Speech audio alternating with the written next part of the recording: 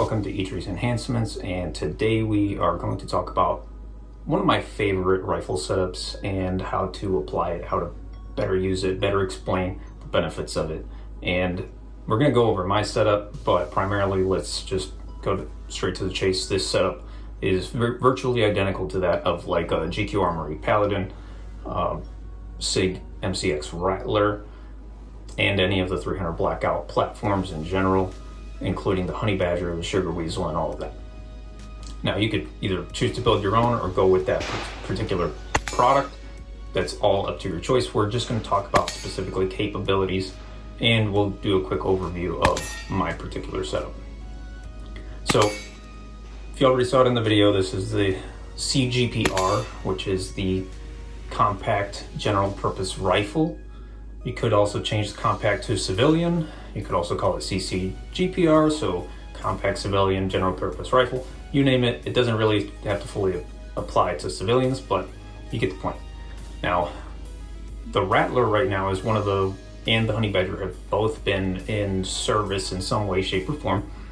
So it's proven to be a solid concept. It's just also making sure that us civilians can also use the same concept for us. So that being said, let's go on to my particular build, which is something that if you guys follow the channel, you've already seen. This is my own AR15 build. This is a 300 Blackout caliber with a Faxon 1-in-5 twist barrel. The rest is just generic stuff, nothing really quite special other than the fact that it's suppressed, direct impingement, and it has an lpbo on. So right off the bat, let's talk about the capabilities of this particular setup. So 300 Blackout is a cartridge that in itself can lend itself to multiple applications, that being of subsonic use, supersonics, and the ability to run off of a very short barrel successfully. And that's the key element here. Is like, yes, you could do a PCC, but you're losing out a lot when it comes to using a PCC cartridge. So any of the things that you would lose using a PCC, you can still retain with the 300 Blackout, like for example, the energy out of a rifle round. So 300 Blackout has the capability of having both the energy of a handgun round by staying subsonic, specifically 45 ACP, and it also has the capability of having a full power rifle round. Now, you'd say, well, it really depends on the barrel length, and that's true, but something as short as this, which is a 6-inch barrel, can actually put out the same amount of energy out of a 125 grain supersonic. Even the 150s, they share very similar energy characteristics. The supersonic bullets out of the 6-inch barrel at the velocity are actually that equivalent to that out of a 10.5 M193 5.56, not 223 5.56.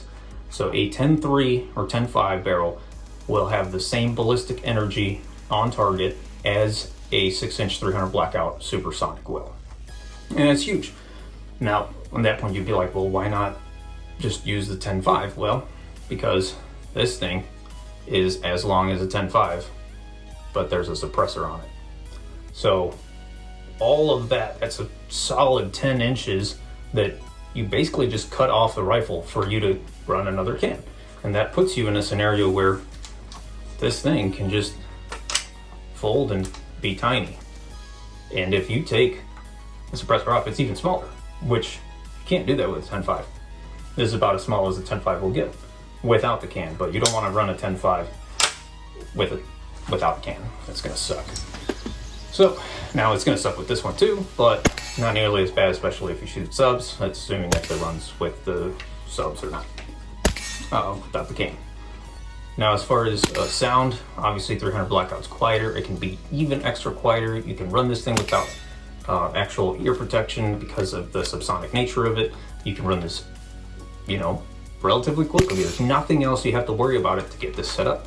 Basically just, if it folds, you unfold it. If it collapses, you extend it.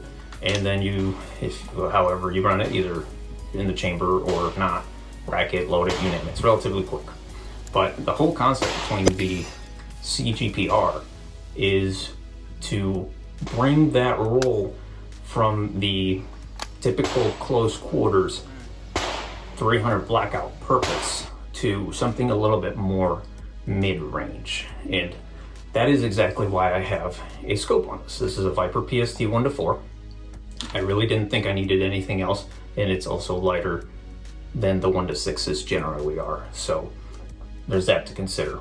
Now, as far as the scope, you don't have to choose a scope. This is just my particular preference when it comes to magnification. You can actually use a magnifier if you want. If you love red dots, just run red dot with a magnifier.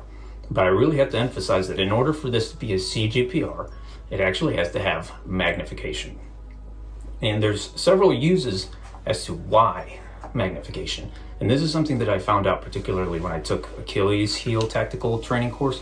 It's a vehicle course, and I actually took this guy when I had a red dot on it, and I tried running it. And I've encountered a few things that actually made me ditch the gun particularly fast and move over to my, what I would consider my general GPR. And my GPR is a 16-inch AR15, no suppressor. I can run it, but I choose not to because of the length. And it has a Razor 1-6. So I love that particular setup. That's Razor 1-6 is primarily why I've shifted over to LPBOs. But what I found is that there was a particular point where we were using vehicles as cover and shooting out to 100 to 160 yards. And I really wanted to take the 300 blackout into that, and I started using it. But I found that there was somewhat of a change of point of impact at distance when it came to changing between different rounds. Even though I had sighted my gun in for 125 grain supers, I had sighted it in with Sierra Match Kings, but I was using AAC ammo. So my hits were a little bit off. Not that big of a deal. You can always correct for that, but the problem is I couldn't see where the hits were landing, and it was just making it really difficult. So after that, I tried correcting. I finally got an idea, but it was still almost impossible for me to tell, even at 100 yards, if I was landing the hits. Not to mention that there was the steel targets that we were supposed to hit, and then there was cardboard targets we weren't. So being able to see, get a full picture of what is going on before you even reach out to 100, because most people will say, well, 100 is about, max that you would run 300 blackout, and it's true, you can push it to 200, but the ability to be able to tell what is going on at 100 yards was extremely different when I went to my actual GPR. And the beauty of why I like the LPVO is because I don't have to stick to a particular magnification. I can increase my magnification, and do I have to use it? No, but it's a force multiplier, so I use it. You don't want to go too far because then you get tunnel vision, so you find a sweet spot and then you run it there. But being able to tell what is going on the other end, even if you choose not to engage, you can actually see what's going on. Especially with a suppressed gun, you're going to be like, oh, I'm a ninja, ultra ninja quiet. Well, wouldn't you want to see if it's a good idea for you to even walk in that direction? LPVO or magnifier or whatever you want. Even a ACOG would do great in this scenario. Like I said, I prefer having a range of magnification, not just stuck to one or the other. But that particular day, it really sold me on LPVOs, and that's why I switched to this in particular. That was another benefit. One, if you use LPVOs, you can actually adjust your dope based on the distance, and you can also switch between actual subs and supers depending on the distance that you're trying to shoot.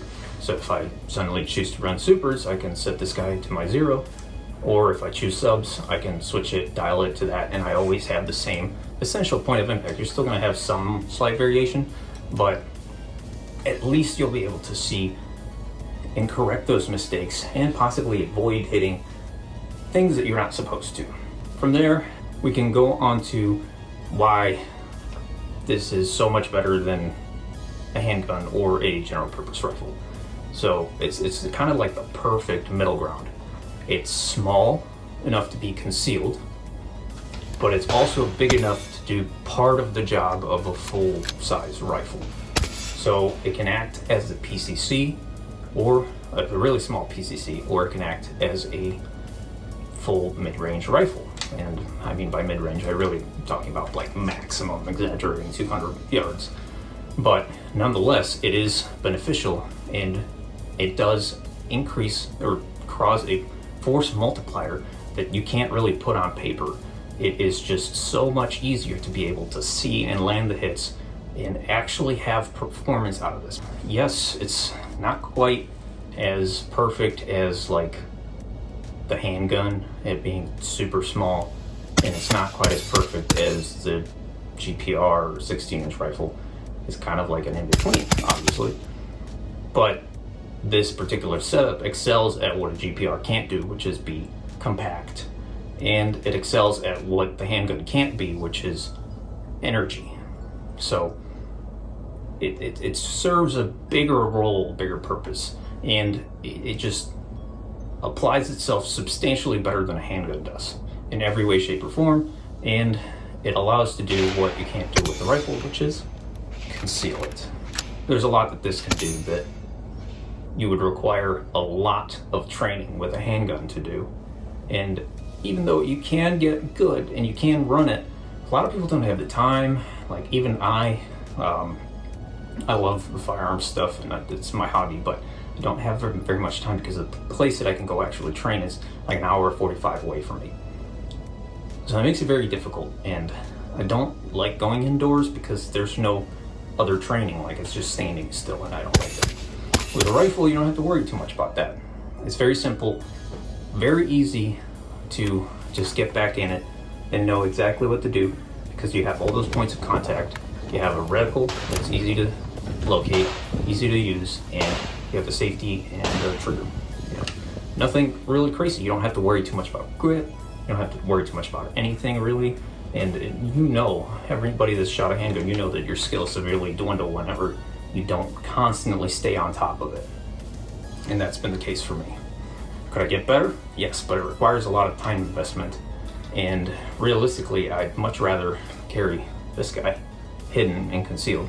That doesn't mean I'm not going to carry a handgun, because the handgun's great for like, oh shit moments, like shit's right in my face now. But if shit got worse, the handgun is still very deprived of capability.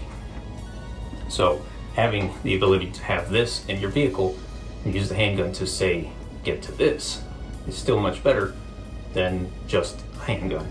And nobody really wants to carry a full-size rifle in their vehicle, so they literally limit themselves by just having a handgun.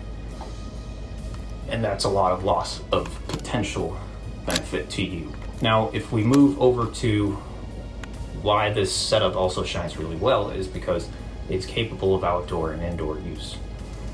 You can shoot far distance, you can shoot close distance. It lends itself very well, especially suppressed and subsonics.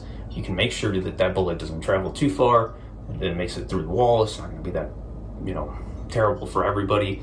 It stays quiet, nobody loses their hearing. So these are subs. These are Hornady ELDX 220 grains that I made. CFE black. This is 12.1 grains of CFE black, if I'm not mistaken.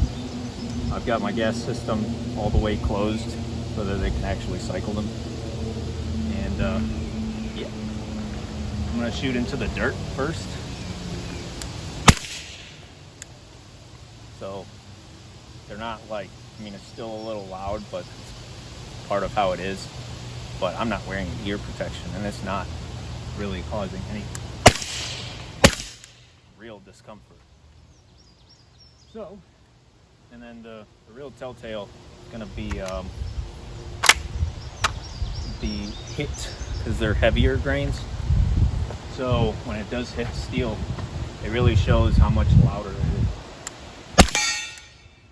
Now there is some limitations to 300 blackout, which is why it doesn't fully serve the role as actual general purpose rifle. It's not fully a general purpose rifle. I call it CGPR because it is compact, but having that C, or C, whatever side you're looking at, having that C in general purpose rifle being compact has its limitations. One is the energy loss, but it's really not that big of a deal considering it produces the same energy as a 10.5.